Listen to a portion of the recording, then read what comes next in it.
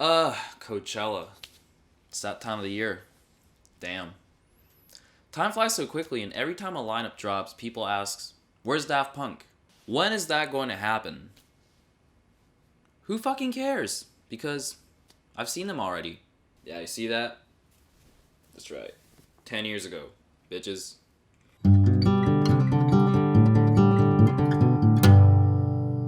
What's up, guys? My name is Kazu, and I wanted to talk with y'all about Coachella 2017. Not only about my thoughts on this year's lineup, but also I listed who I would go see if I was at the event this year. Now, I'm not here to trash on this festival. In my experience, it has always been fun. I went 2011 and 2014 and had a blast. I don't think the festival should be completely judged by its lineup, because the fun part of going to this event is the surprise element. Of course, people will buy tickets with the notion of, oh hell yeah, I'm gonna go see every artist that I wanna see, and that doesn't always happen. Why? Well, mostly because of the scheduling conflict. People aren't prepared for the fact that there's going to be few bands on their must-watch list playing at the same time. And when it collides, people don't really know what to do, so they either dedicate the entire time on one artist or run to the other stage to check out the second artist mid-set.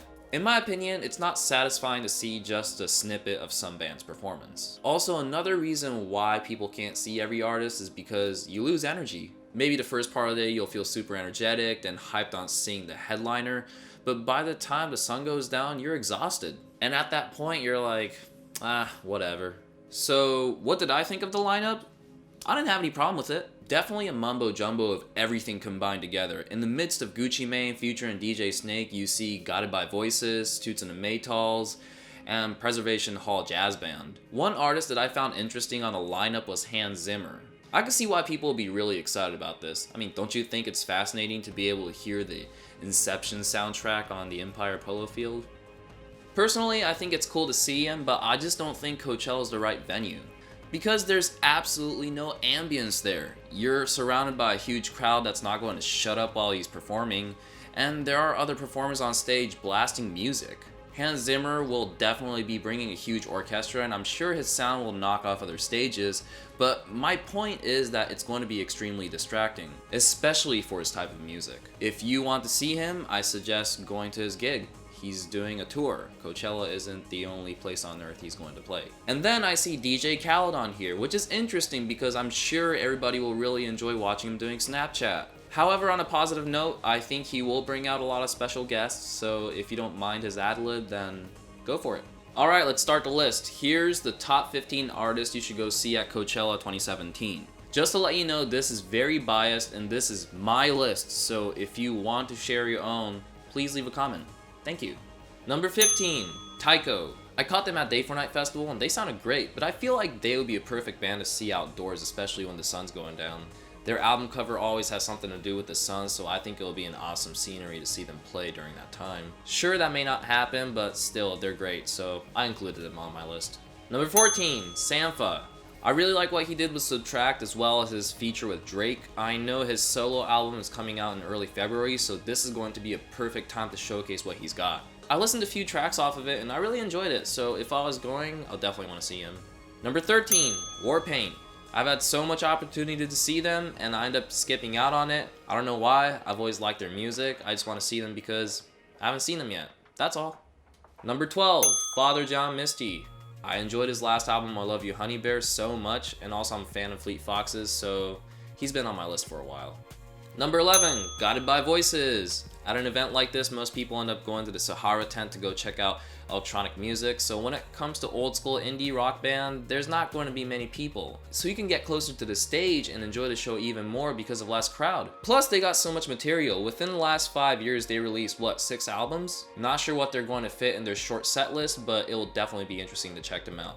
Also, I hear that they play great live shows. Number 10, Sweatshop Boys. Surprisingly, there's a lot of hip-hop acts playing this year, and one of the most unique one would be the Sweatshop Boys. They infuse Indian music to their beat, and I can imagine these guys playing a great show. If you didn't know, Sweatshop Boys are Heems from Das Racist and Riz Ahmed from the movie Nightcrawler and Star Wars Rogue One. Number 9, King Gizzard and the Lizard Wizard. I became familiar with these guys because of their album Nonagon Infinity from last year. Great psychedelic album, and I'll be excited to hear their songs live. Number 8, Floating Points. I'm really not that interested in seeing these trancey, bassy electronic act that's typically on Coachella's lineup. I'm just not into that element of electronic music. It has to continuously stay interesting and engaging, but this guy is different. I really enjoy his style of chill and jazzy build-up on his songs, and I still haven't seen him yet, so I put him up here. Fuck.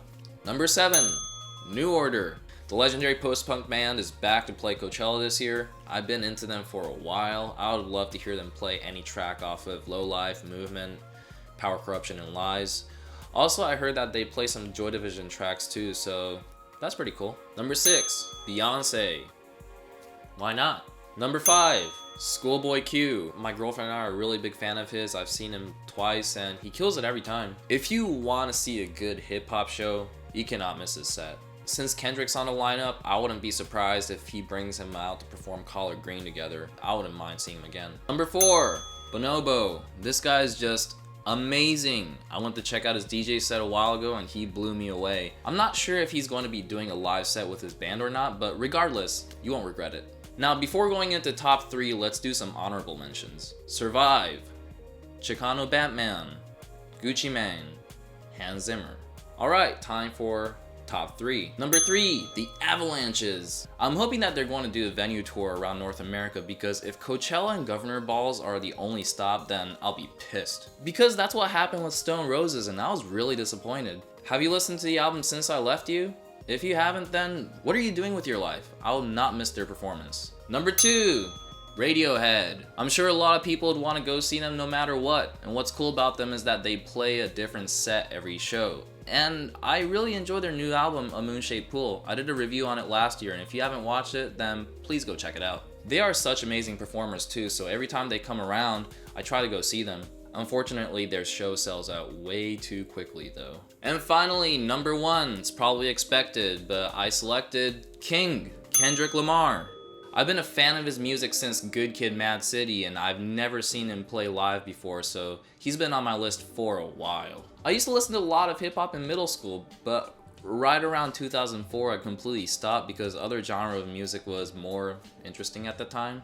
But when Good Kid, Mad City came out, I decided to give it a shot, and I was floored with how good it was. It's weird to say this, but Kendrick Lamar helped me get back into hip hop, and I'll be stoked to see what he'll be doing as a headliner this year. It's amazing too because when Dr. Dre headlined in 2012, he brought out Kendrick to perform the song Recipe. And now 5 years later, and look where he's at. So that was my top 15 artists to go see if I was at Coachella this year. I hope you enjoyed this, and I'd like to know your list too, so if you get a chance, leave a comment down below. Thank you for watching and listening to all the podcasts. My name is Kazu, and I'll see you next time when you take a break. Bye.